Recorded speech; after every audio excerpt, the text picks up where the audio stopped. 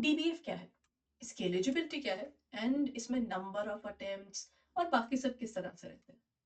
क्या आप बैंकर बनना चाहते हैं, यू प्रिपेयरिंग फॉर दैट, या फिर आप किसी ना किसी फाइनेंशियल इंस्टीट्यूशन में आगे फर्दर जॉब करने का या आगे बढ़ने का सोच रहे हैं, तो this is the particular diploma for you.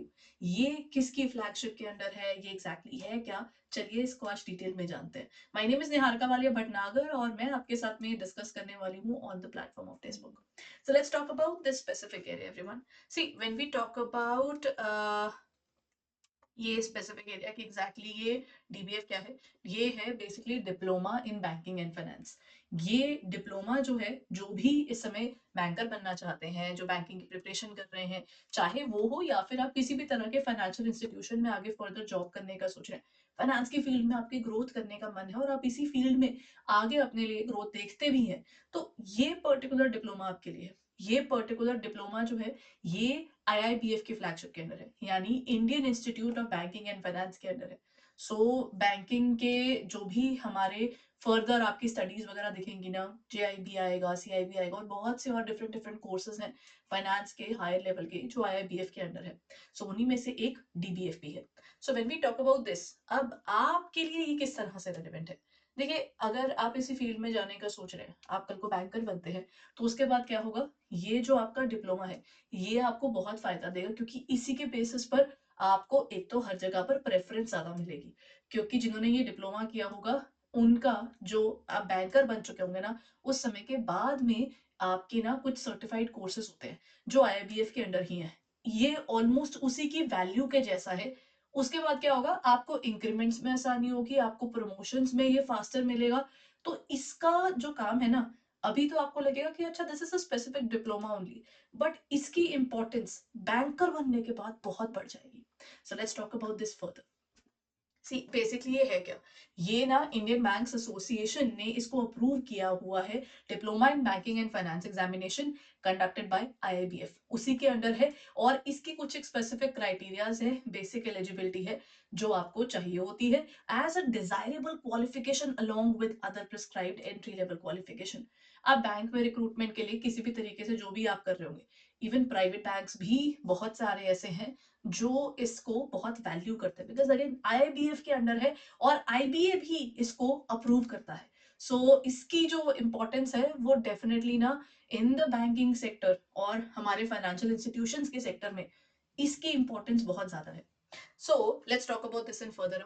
अगर हम इसकी एलिजिबिलिटी क्राइटेरिया की बात करते हैं, इसका एलिजिबिलिटी क्राइटेरिया क्या है। नंबर वन, जब आप इसे एलिजिबिलिटी देखते हैं तो सबसे पहला पॉइंट आता है कि आपको, अगर आप 12th पास हैं तो ये आप ये दे सकते हैं, ठीक है। और सेकंड इज, आप ना जो लोग अभी तक बैंक में नहीं गए हैं ना, जब आप बैंक में चल जाते हो ना तो आप आईआईबीएफ के अंडर उसकी मेंबरशिप में आ जाते हो। तो अगर आप अभी तक उसका हिस्सा नहीं बने हो तो आप ये पेपर दे सकते हो। जब आप वो बन चुके होगे तब आप ये डिप्लोमा नहीं कर सकते। उस समय इसका फर्दर लेवल आता है, that is called JIB.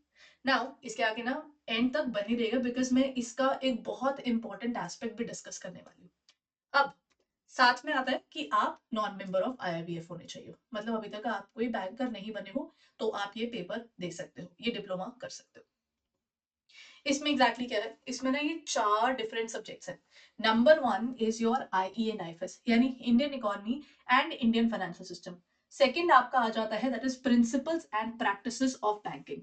So principles and practices of banking में आपके पास आ जाता है मतलब ये ना I and IFS and PPB plays a very important role. आपको इकोनॉमी का थोड़ा सा बेटर आइडिया होता है। इनफैक्ट अगर आप प्रिपेयर कर रहे हो फर्दर फर्दर कई एग्जामिनेशन को देख रहे हो, तो बहुत सी चीजें हैं जो आपको इनमें साथ में मिल जाएंगी पढ़ने को, जो आपको ना आपकी ओवरऑल प्रिपरेशन में भी हेल्प करेगा। बिकॉज लेट्स अंडरस्टैंड, हम लोग ना कभी एक पेपर की प्रिपरेशन नहीं कर रहे होते, हम मल्टीपल पेपर्स को टारगेट कर रहे होते हैं, तो ये आपको बैंकिंग के अंदर बहुत हेल्प करेंगे। साथ साथ next part is accounting and financial management, यानी एएफएम जो आपका स्पेसिफिक अकाउंट्स वाले एरिया का है। तो जब आप बैंकर बनोगे, चाहे आप नॉन कॉमर्स बैकग्राउंड से भी हो, तब भी आपको अकाउंटिंग की चीजें तो सीखनी ही पड़ेंगी, तो आपको उसमें ये मिलेगा। And the last one is your retail banking and wealth management, that is RBW. इसके अंदर भी आप अकाउंटिंग के आगे फर्दर पोर्शंस में, जैसे आप समझोगे टैक्सेशन के पॉइंट ऑफ व्यू से चीजें हैं, आपकी वेल्थ मैनेजमेंट के पॉइंट ऑफ व्यू से चीजें हैं, तो वो आपको ओपन अप करता है इससे पहले कि आप बैंक में घुसो तो बैंक की बेसिक्स चीजें आपको समझ में आती है। पीपी में तो वैसे भी ना आरबीआई की गाइडलाइंस का बहुत कुछ है, तो पीपी भी आपको बैंकिंग के सेक्टर की तरफ खोल देता है कि अच्छा ये आप काम करने वाले हो। जबकि आई एंड आईएफएस में आपको स्कीम्स वगैरह बहुत मिलेंगी, अगेन वो आप ऑलरेडी पढ़ भी रहे हो तो इसका आपको फायदा होगा।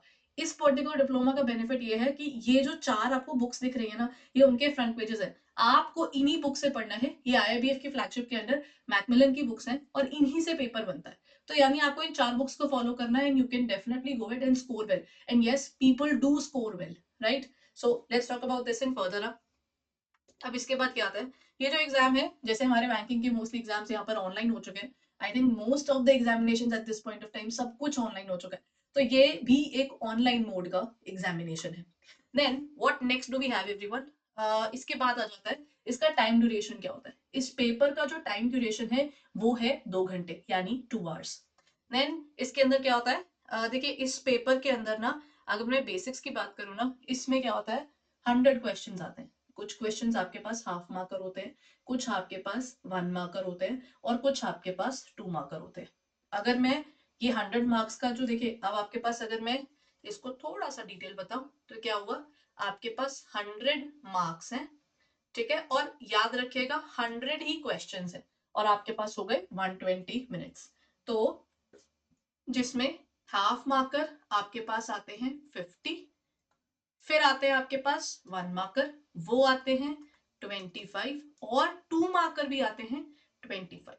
तो इस तरीके से आपके पास 100 क्वेश्चंस पूरे आते हैं। अगेन ये क्योंकि उन्होंने स्पेसिफाई नहीं किया हुआ कि इतने इतने फिक्स सिटी पे क्वेश्चन आएंगे, ये पैटर्न को देखकर हम कहीं ना कहीं समझ पाए हैं। तो इसका क्या रहेगा कि ये वेरी कर सकते हैं, हो सकता है कि कोई हाफ मार्कर ज्यादा हो जाए, 1 मार्कर कम हो जाए, वही सेम चीज 2 मार्कर में हो जाए, बट नॉर्मली आपको इस तरह से उसकी डिस्ट्रीब्यूशन देखने को मिलेगी। अब the coolest part about this examination is, जितने भी आप बैंकिंग के बहुत सारे एग्जामिनेशन आज के टाइम पर तो बहुत ही कम रह गए हैं जिनमें नेगेटिव मार्किंग नहीं है, but the good part about this particular diploma is इसके अंदर कोई नेगेटिव मार्किंग नहीं। आपको चिंता करने की जरूरत नहीं है कि अगर मुझे कुछ क्वेश्चंस नहीं आते, क्या मैं उन्हें गेस करूं कि ना करूं, कोई और मेथड से हम करते हैं ना, एलिमिनेशन मेथड का इस्तेमाल भी करते हैं, तो आप इस पेपर में तसल्ली से नेगेटिव मार्किंग का डर छोड़ सकते हैं और इस पेपर के अंदर आप 100 के 100 क्वेश्चन अटेम्प्ट जरूर करें, so that the chances of getting good marks definitely increases further. Since ये आपके कॉम्पिटिटिव एग्जामिनेशन से थोड़ा डिफरेंट चलता है, तो इसके अंदर क्या है, जो कि एग्जामिनेशन है बेसिकली ना, अच्छा ये होता है 1 साल में 2 बार, यानी इसका साइकिल है, 1 साल में इसका 2 बार आता है। एक बार आपका ये पेपर होता है मई में और एक बार होता है ये पेपर नवंबर में। और इसके साथ साथ इनकी रजिस्ट्रेशन भी कब शुरू हो जाती है वो भी बता देती हूँ। पेपर से 2 महीने पहले पेपर की रजिस्ट्रेशन होती है, यानी अगर आप मई की बात कर रहे हो तो यू विल फाइंड फेब के फर्स्ट वीक के अंदर इसकी रजिस्ट्रेशन शुरू हो जाएगी। नवंबर के हिसाब से अगर मैं बात करूं तो उस समय क्या होगा, अगस्त के अंदर इसकी रजिस्ट्रेशन शुरू हो जाएगी। तो यहाँ पर अगर आप ये डिसाइड करते हो कि नहीं, I would like to go for this examination, तो आप ये चीज कर सकते हैं। इसकी रजिस्ट्रेशन फीस भी कोई बहुत ज्यादा नहीं है, this would be may be around 4K के आसपास आपको पड़ता है। फर्स्ट टाइम आप एग्जामिनेशन दोगे तो उतनी ही रजिस्ट्रेशन आपकी रहती है, 3500 4000 की रेंज में। आपके जो मेंबर्स हैं वो भी देते हैं, वो जेआई भी देते हैं। हम लोग क्योंकि अभी बैंकिंग के अंदर जा रहे हैं तो हम डीबीएफ देते हैं। तो ये आपका फेब्रवरी और अगस्त के महीने में आपकी रजिस्ट्रेशन आएगी। फर्स्ट टाइम की रजिस्ट्रेशन कॉस्टली होती है, उसके बाद इसकी रजिस्ट्रेशन फीस भी कम हो जाती है। तो मतलब हमारे लिए रजिस्ट्रेशन के बाद एग्जामिनेशन फीस कम हो जाती है, तो वो आपका थोड़ा सा बेनिफिट रहता है, क्योंकि अगर आप फर्स्ट टाइम पे सारे पेपर नहीं दे रहे, अच्छा ये भी इसका गुड पॉइंट है, इसमें जो 4 पेपर है ना, ये चारों के चारों आपको जरूरी नहीं है कि आप इकट्ठे दे दो, बिकॉज हो सकता है बाकी पेपर भी दे रहे होगे। तो आप क्या करो, आप कोई 2 पेपर दे दो और अगली बार के अटेम्प्ट में बाकी दे देना। सिर्फ फर्स्ट टाइम की रजिस्ट्रेशन फीस थोड़ी ज्यादा लगती है, उसके बाद तो 1300 1400 रुपए की बात है, 1300 1400 रुपीज के आसपास आपको पड़ेगा, डिपेंडिंग अपॉन आप कब रजिस्टर कर रहे हो। तो अप्रोक्सीमेट आपका वो बन जाएगा, वो आपको अगले अटेम्प्ट में देना होगा। तो इस हिसाब से मेरे को लगता है ये एक अच्छी अपॉर्चुनिटी है उन सबके लिए जो बैंकिंग की फील्ड में जाना चाहते हैं और वो बैंकिंग के पेपर देने की सोच रहे हैं, क्योंकि इसकी वैल्यू ना आपको आपके इंटरव्यू के बाद जब आप जॉब में उतरोगे ना, आपको और लेवल पे दिखेगी, राइट? ओके। देन हमारे पास इसमें होता क्या है, वो जो आप एक बार रजिस्ट्रेशन कराते हो ना, उस रजिस्ट्रेशन के बाद आपको मिलते हैं 5 अटेम्प्ट। मतलब अगर 1 साल की बात करते हैं, आपको पता है ना, मैंने अभी बताया कि 1 साल में ये पेपर 2 बार होता है। यानी आपके पास क्या होगा, मई, नवंबर, मई, नवंबर, मई, नवंबर। मान लीजिए मैंने इसी फरवरी में रजिस्ट्रेशन ले ली, तो मेरे पास या तो 3 साल हैं, या फिर इनमें से जब मेरी एक रजिस्ट्रेशन करवाने के बाद 5 अटेम्प्ट मेरे निकल गए ना, वहीं पर मेरी रजिस्ट्रेशन हो जाएगी खत्म, और मुझे दोबारा से रजिस्टर करना होगा। द गुड पार्ट, आपकी इच्छा है, अगर आपने इस बार पेपर दे दिया और अगली बार नहीं दिया तो कोई फर्क नहीं, फिर वो आपका 3 इयर्स के हिसाब से हो जाएगा ना, क्योंकि इनमें से जो पहले हो जाएगी खत्म। अगर आपका 5 अटेम्प्ट खत्म नहीं हुआ है तो फिर जब 5 अटेम्प्ट खत्म होगा तब, या फिर मैक्सिमम 3 साल के अंदर अंदर। ठीक है, तो मतलब 3 साल के अंदर ये आपका खत्म हो जाएगा रजिस्ट्रेशन। और आई थिंक क्योंकि 4 पेपर है और आप इतने पेपर्स की प्रिपरेशन कर रहे होते हो, even if you go for 2 papers, और वही आइडियोलॉजी सामने से क्लियर रखनी है कि मैंने ये पेपर निकालना है, then this will not be a problem for you. ठीक है, अब इसके पासिंग मार्क्स क्या है इस पेपर के अंदर? आपकी पासिंग आपके ऊपर है, आप कितना पढ़कर पेपर दे रहे हो। तो इसके अंदर ये क्या रहता है कि अब 50 मार्क्स आप अगर स्कोर कर लेते हो पर पेपर, तो आप इस पेपर में पास हो, मतलब 100 में से एक तो कोई नेगेटिव मार्किंग नहीं है। ठीक है, और सब्जेक्ट्स भी अगर हम बात करें तो कुछ ऐसी मिल जाएंगी चीजें जो आपको आपकी या तो एज अ बैंकर कल को बहुत मदद करेंगी, या आप अभी जो पढ़ रहे हो उनसे मिलती जुलती बहुत चीजें। तो उसके हिसाब से आपको हर पेपर में 50 मार्क्स लेकर आने। अगर आप सिर्फ जैसे 2 पेपर दे रहे हो, इस बार एक पेपर दिया आपने, तो आपको 50 लाने हैं। ठीक है, कोई भी एक पेपर दे रहे हो, जैसे मैंने बोला कि मैंने नहीं देने इस बार सारे, मैं सिर्फ आई एंड आईएफएस दे देती हूँ, तो मैंने बाकी नहीं दिए। मुझे लगा कि मेरे पास उतना टाइम नहीं है, तो मैंने एक पेपर दिया, तो उस पेपर में मेरे 50 से ऊपर नंबर आ गए, मेरा वो पेपर निकल गया, फिर मुझे दोबारा नहीं देना। इसका मतलब मैं अब अगले 3 दूंगी अगले अटेम्प्ट के अंदर। मतलब ये मेरे लिए फ्लेक्सिबिलिटी है ना, कि मैं अभी दे दूं चाहे बाद में दे दूं, तो मेरे पास वो रहेगा। दूसरी बात, अगर आप कहते हो कि मैं ना, आई थिंक इसमें मैं अफोर्ड कर सकता हूँ, मेरे आसपास कोई और पेपर नहीं पढ़ रहे, मैं चारों के चारों इकट्ठे दे देती हूँ। अगर मैंने ये चारों इकट्ठे दे दिए, मेरे पास है प्लस पॉइंट। प्लस पॉइंट क्या है कि मेरे को ना हर पेपर में मिनिमम, अब 50 नहीं चाहिए, अब मेरे को मिनिमम 45 स्कोर करना है। और इसका टोटल मतलब 4 पेपर है ना, 4 का टोटल कितना हो गया, 400। इसका हाफ यानी 200 मार्क्स मेरा टोटल बनना चाहिए चारों पेपर का मिलाकर। अब हो सकता है जैसे मैं एक अकाउंटिंग की फील्ड का पर्सन हूँ, तो मेरे को अकाउंट्स बहुत पसंद है, तो आरबीडब्ल्यूएम और एएफएम ये दोनों पेपर्स में मैंने निकाल दिए 70-70 पे। उसके बाद क्या हुआ, मेरे को बाकियों में मैं 140 तो यही बना गई, मुझे सिर्फ अगले 60 नंबर चाहिए थे, और लेकिन मेरे को हर एक पेपर में कम से कम 45 चाहिए। तो एक काम करती हूँ, आई एंड आईएफएस में भी 45 मेरे पूरे आ गए, पॉइंटों पे पास हो रही हूँ। और साथ साथ मेरे पास में जो दूसरा एग्जामिनेशन है दैट इज पीपीबी, उसमें भी मैंने कहा कि मैं वो पढ़ नहीं पाई हूँ, 45 ही आ गए मेरे पूरे। मैं ये पेपर क्लियर कर चुकी हूँ। ठीक है, this is the benefit of giving this examination. It's not about cut off वाला सिनेरियो है, इतने लोग ही पास होंगे, ये होगा वो होगा, नहीं। आप अपने हिसाब से पेपर की प्रिपरेशन करोगे, अपने हिसाब से पेपर दोगे, चाहे मैं 2 पेपर दूं, चाहे मैं चारों के चारों इकट्ठे दे दूं, और जिस पेपर में 50 अबव चले गए, बस वो मुझे अगली बार पेपर देना ही नहीं है। ठीक है, एंड जो आपके 60 से अबव जा रहे हैं, that is again a very good, वो मेरिट वाला पॉइंट आ जाता है आपके इसके पेपर के अंदर। 60 अबव स्कोर करना एक अच्छा स्कोर मानते हैं। और I have seen people clearing it in a very good way. ऐसा नहीं है कि मैंने लोगों को एएफएम में 72 नहीं सुना, मैंने 89 नहीं सुना, लोगों ने स्कोर करे हैं। मतलब this is a good examination, MCQ है, कोई नेगेटिव मार्किंग नहीं है, अपने हिसाब से पढ़ रहे हो, पूरे साल में 2 बार पेपर आ रहा है, आप अपने हिसाब से अपने इस पेपर का डिसीजन लेकर आप पढ़ना शुरू कर दो। बट हाँ, एक छोटी सी बात का ध्यान रखेगा, अगर आपने फॉर्म भर दिया है, वो अटेम्प्ट काउंट हो रहा है। ठीक है, तो कोशिश कीजिए कि अगर आपने डिसाइड कर लिया है तो पेपर दीजिएगा। और अब अगर किसी कारण आपको लग रहा है कि I can not prepare completely, then even just go for it, क्योंकि वो आपका रजिस्टर हो चुका है, और हो सकता है आप एंड मोमेंट पर ही बाकी सब चीजें पढ़ के आप उसको दे सको। क्योंकि द गुड पार्ट इज इस एग्जाम में ना, एक्सेप्ट 2 एग्जाम, 4 एग्जाम्स है, दैट इज अच्छा हाँ, अटेम्प्ट्स इसमें कंसेक्यूटिव नहीं होने चाहिए, ये वाला पॉइंट मैंने आपको पीछे बता दिया। अब पहले वो बता देती हूँ जो मैं कह रही थी। अच्छा मेरी बात सुनिए, अब क्या हुआ कि सबसे पहला पेपर जो होता है वो आपका होता है आईई एंड आईएफएस का। डेट शीट बदलती नहीं है, दैट्स अनदर गुड पॉइंट। कोई अनसर्टेनिटी वाला सिनेरियो ही नहीं है कि पता नहीं पेपर किस टाइम होगा, क्या होगा, कैसे होगा। मई में पेपर होंगे तो ये जो पहला संडे होएगा तो क्या होगा, उस दिन आईई एंड आईएफएस का होगा। अगला जो सैटरडे होगा उस पर एएफएम आ जाएगा। यानी इस पेपर में आपके पास आ गए, सॉरी पहले आएगा पीपीबी। पीपीबी आपका सेकंड पेपर होता है, ये आपका फर्स्ट संडे को पड़ जाएगा। उसके बाद आपका पीपीबी का आएगा सैटरडे को और एएफएम आएगा आपका संडे को। यानी सिर्फ ये दो पेपर आपके बैक टू बैक पड़ते हैं।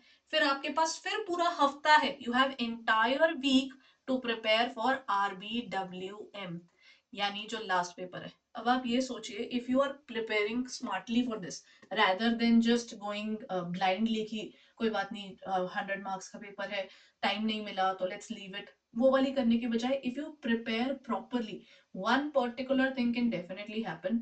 आई एंड आईएफएस एग्जामिनेशन आपको हफ्ता पहले जो आपका टाइम है, आप उसमें रिविजन कर पाए हो, मॉक टेस्ट दे पाए हो, बाकी सब चीजें जो आपकी चल रही हैं उन्हीं के साथ you just have to give a little time to it. क्योंकि अगेन ये सिलेबस ओरिएंटेड पेपर है कि जैसा उनका बुक है उसी में से पेपर ज्यादा आता है, और थोड़े बहुत चेंजेस जो हैं वो आपको नोट करके रखने होते हैं, बिकॉज वो चेंजेस भी पेपर में आते हैं। But positive part is again which I have already told you कि आपने एक बार 50 मार्क्स से ऊपर स्कोर कर लिया, वो पेपर आपका क्लियर है।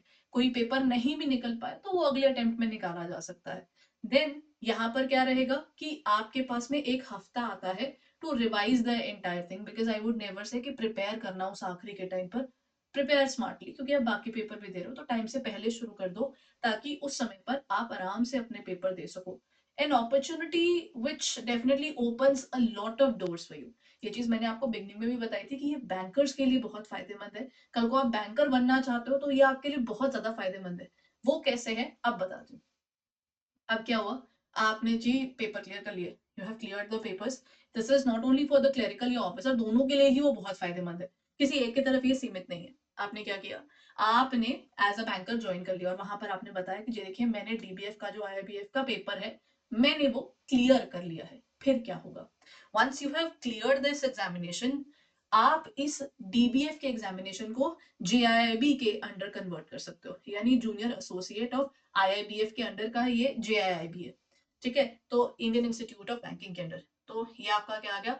अब द गुड पार्ट इज, जिसने भी जेआईआईबी क्लियर किया होता है ना, उसको बैंक में जाकर मिलती है इस पेपर को क्लियर करने की इंक्रीमेंट। आप ये पेपर ज्वाइन करने से पहले ही क्लियर कर चुके हो तो क्या होगा, अगर आप क्लियर कर चुके हो आप अप्लाई करोगे कि देखो मैंने ना डीबी एंड एफ क्लियर कर लिया है। उन्होंने, जैसे ही आप अप्लाई करोगे, ये डीबी एंड एफ जेएआईआईबी के बराबर है। आपका जेएआईआईबी क्लियर हो गया। वंस यू हैव, ये इसके बेसिस पर आपको, जैसे ही आपका जेआईबी का सर्टिफिकेट आ जाएगा ना, उसके बेसिस पर आपको इंक्रीमेंट भी मिल जाएगी। इसका मतलब आपने ज्वाइन किया, आपने जो पढ़ाई की हुई थी, जो पेपर्स निकाले हुए थे, उसका बेनिफिट आपको एज अ बैंकर लगकर ही मिल जाएगा। नहीं तो बहुत से लोग जॉब शुरू करते हैं, उसके बाद जब प्रोबेशन पीरियड में होते हैं ना, तब उन्हें पता चलता है कि अरे there is a paper called JAIIB, इसको देना है मैंने। तो उस समय उनको पता चलता है, फिर बैंक में जॉब करते हुए कई बार बिगनिंग में सेटल नहीं होते, किसी भी जगह पर आपकी पोस्टिंग आई होती है तब मुश्किल आ रही होती है, उस समय कई बार एकदम से पढ़ना शुरू करना मुश्किल लगता है। लेकिन आप तो टाइम से पहले, जब आप ऑलरेडी इतना कुछ पढ़ रहे हो, तो एक पर्टिकुलर पेपर के लिए प्रिपेयर करना, और this is where you are mentally prepared कि मैंने तो ये पेपर्स देने हैं तो ठीक है, अपने कैलेंडर में मैं इसको भी ऐड ऑन कर लेता हूँ। तो ये चीज आपको हेल्प करेगी, बिकॉज वंस यू ज्वाइन तो इसका आपको मॉनेटरी बेनिफिट भी मिलेगा। बेसिक पे बढ़ेगी, डीए बढ़ेगी, उसके साथ के जुड़े हुए अलाउंसेस बढ़ेंगे, कल को आपकी पेंशन का जो अमाउंट में जो पैसा जुड़ेगा वो भी बढ़ेगा, जस्ट बिकॉज आपने ज्वाइन करने से पहले ही स्मार्टली डिसाइड कर लिया था कि मैं एक ऐसा डिप्लोमा करना चाहता हूँ जो आईबीएफ का खुद का रिकॉग्नाइज है, उसी की फ्लैगशिप के अंडर है। और जब कल को मैं बैंक का मेंबर बनूंगा, मैं इस बेनिफिट को डेफिनेटली क्या कर पाऊंगा, इन कैश कर पाऊंगा। That's about this particular diploma, that is DP and F. So this is about the specific area. I hope ये पर्टिकुलर चीज आपको हेल्प कर पाए, गाइड कर पाए। If you have anything related to this particular topic, आपको लगता है कि अच्छा इस एग्जामिनेशन के बारे में कोई आपको डाउट्स हैं या कोई भी और चीज जानना चाहें, तो बस नीचे यहाँ पर you can write in the comment section. We are definitely there for you to help you out. और साथ साथ अगर आप इसके बारे में सोच रहे हैं, जस्ट टेक इट इन, एक बार आईआईबीएफ की वेबसाइट पर जाकर भी आप इसको रिव्यू कर सकते हो, डीबीएनएफ को, so that if you are interested in becoming a banker, आप वेट मत करो कि जब हम बैंकर बन जाएंगे तब पढ़ाई कर लेंगे ये वाली। अभी तो आप पढ़ने के मोड में ऑलरेडी हो। इस समय पर आप जितना पढ़ लोगे, जितनी आप इन अच्छे वाले कोर्सेज के अंदर आप कह लीजिए, आप अपनी रिकॉग्नाइज जो भी चीजें हैं, सर्टिफिकेट्स हैं, ये चीजें इकट्ठी कर लेंगे ना, ये आपको आने वाले समय में डेफिनेटली ईज दे देता है। बिकॉज आप अभी उस मोड में हो जहां पर आप स्टडी वाली चीज पे चल रहे हो। इस समय पर ये पढ़ाई बोझ नहीं लगती। जब आप जॉब में एंटर कर जाते हो तब थिंग्स डेफिनेटली बिकम डिफरेंट।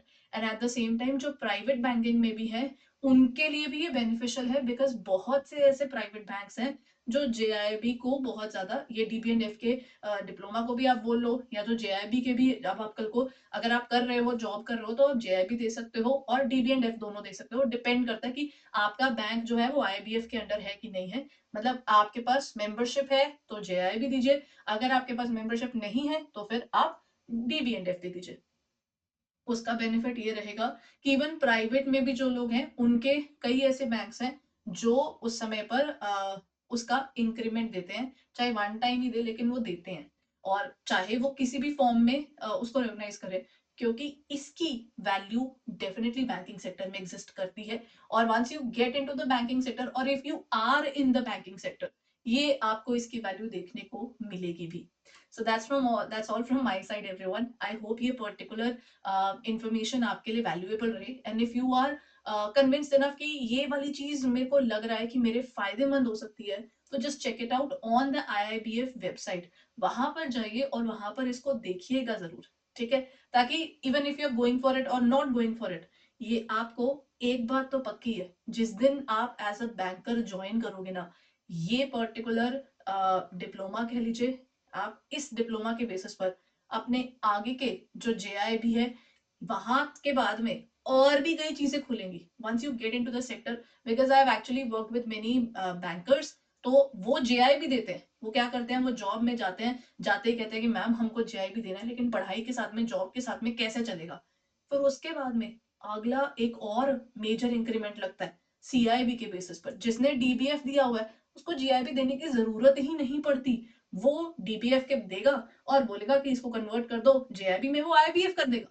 उसके बाद आपको सिर्फ अगले लेवल का एग्जामिनेशन देना होगा and you are good to go. आप और इंक्रीमेंट्स गेन कर पाएंगे, क्योंकि जेआईबी का मिलता है एक इंक्रीमेंट। इसके बाद अगला कोर्स है सीआईआईबी, जिसके लिए आपको मिलेंगे 2 इंक्रीमेंट्स। तो आपके लिए रास्ता आसान हो जाएगा rather than becoming difficult for you. So just go ahead and check it out, and at the same time, all the very best for your examinations. Thank you so much everyone. And if you find this particular information helpful, तो please इस video को share जरूर कीजिएगा, and हो सके तो इसको like जरूर कर दीजिएगा अगर ये आपको बेनिफिट कर पाया तो। And go ahead and subscribe to our channel as well. Thank you so much.